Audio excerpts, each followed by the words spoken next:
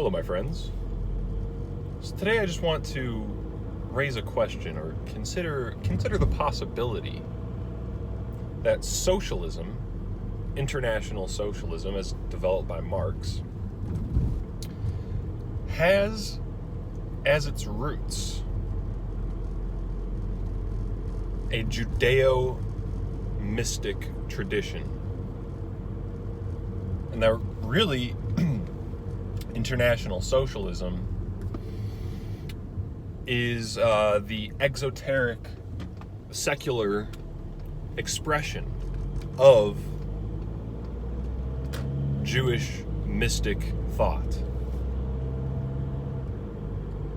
And by Jewish mysticism, I mean the whole sort of intertwined syncretism of Rosicrucianism, Freemasonry, alchemy, Hermeticism, Kabbalah, especially. Kabbalah is at the basis of a lot of this. And I just want to, consider this possibility. Is it possible that socialism developed out of a Judeo-Mysticism? And I think that not only is it possible, but I think it's really the only way to fully understand socialism and sort of where it came from, what its goals are. It is basically the Judeo-Mysticism, like Kabbalah and Rosicrucianism, are the theological and philosophical underpinnings that eventually developed into socialism. And I think that there are, we can analyze the concept of socialism, the agenda that socialism propounds,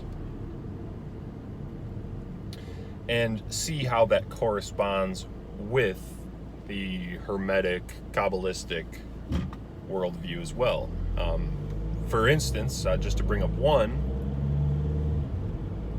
Kabbalism, Hermeticism, these traditions are, these words are sort of interchangeable almost for a certain Judeo-Mysticism which says that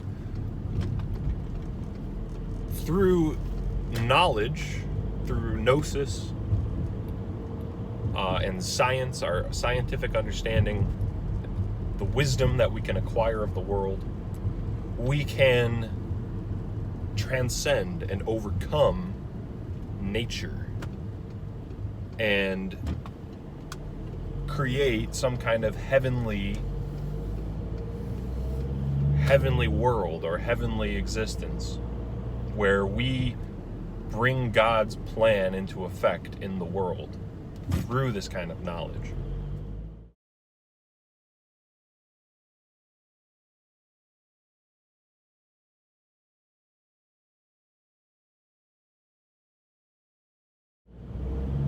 And socialism says something pretty similar on the secular side, which is that they, like scientific socialists, who today I think are the biggest segment of socialism, the scientific socialists, they believe that through science, through knowledge, through reason, we can overcome the sinful, almost, the sinful human nature of things like traditional customs, of cultural mores, of things like seeing your race as a real thing that's separate, that's different from others. These kinds of things are what would be overcome by the science that would go into creating this utopian socialist political system.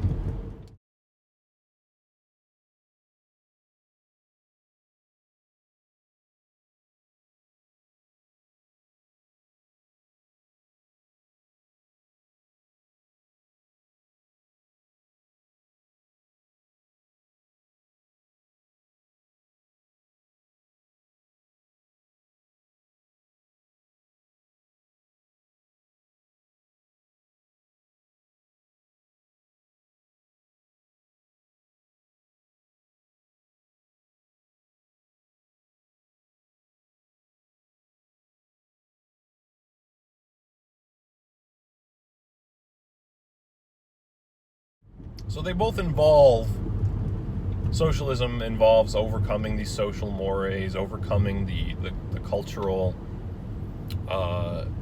idiosyncrasies that, aren't to them, that aren't valid scientifically. So they want their whole world system to be scientifically grounded.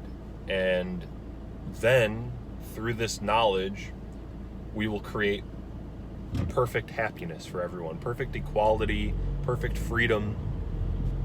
Heaven on earth, basically, is what socialism promises. So there are correspondences in doctrine alone that we can talk about, and maybe I'll make more videos about how socialism is basically secular messianic Jewish doctrine. But there's also the history of ideas that socialism is built on, where everyone knows Marx was the forefather of socialism, but the, so to speak, forefather of Marx was Hegel. And Hegel was a big-time Rosicrucian. He was into philosophies of people like Boehme and Eckhart, bunch of others, Cusa, and these were all Kabbalists. They were syncretists, really, who used Kabbalism to sort of synthesize Hermeticism, all of the different occult traditions that came out of the Near East and out of Europe.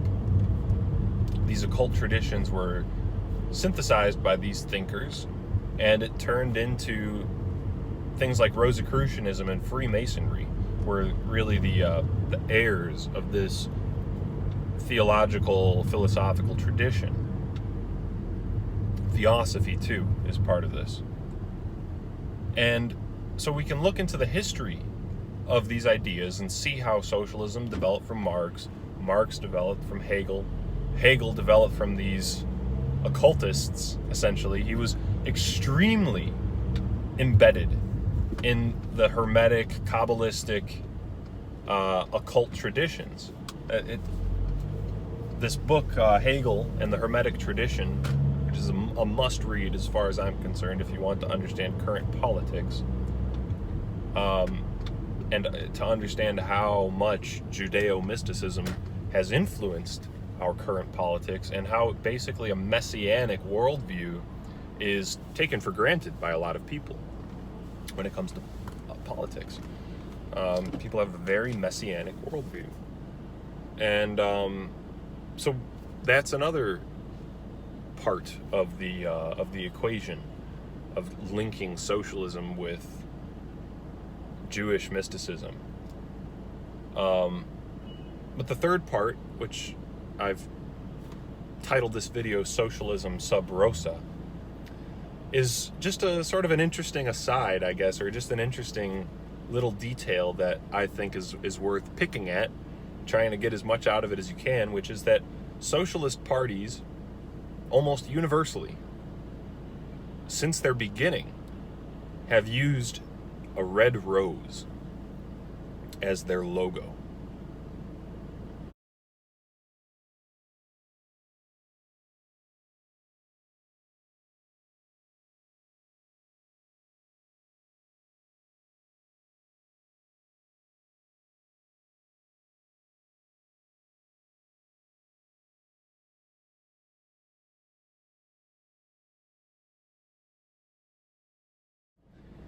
And if you try to look this up, like, what does the red rose mean in socialism, you get a lot of superficial and silly accounts. I believe they're kind of silly, because a lot of them just say, oh, the rose symbolizes love and the thorns are our struggle. And this actually, one of my sources for this was a blog that's quoting the Democratic Socialist Party of Denmark. And basically what this statement from the Danish Socialist Party basically boils down to, oh, it's a symbol of love, and socialism is all about love for everyone. It's just, I don't buy it. So if you don't buy it either, then there must be an alternative explanation for this. So where did they get the rose? Oh, and another part of the explanation thing is that they, a couple sources that I found said that this only happened post-World War II, that they used the rose because they wanted something more inclusive for women. So there's different contradictory accounts that I don't think any of them really fully explain why this symbol is so ubiquitous. But if you look at other instances in history where the rose has been used as a symbol, the oldest usage of the rose is for secrecy. It goes all the way back to ancient Rome and Greece, where they got it from Egypt, and they would put a rose on a ceiling, and if the meeting was in a room where there was a rose on the ceiling, that it was understood that everything was confidential. Nothing was supposed to leave the room. And this is also true for the Tudor dynasty of England, who used the rose as their symbol. And they had a room, like a council chamber, with a big rose painted on the ceiling. And it's said that this meant the same thing to them, that this meant secrecy, hidden, some kind of hidden secret.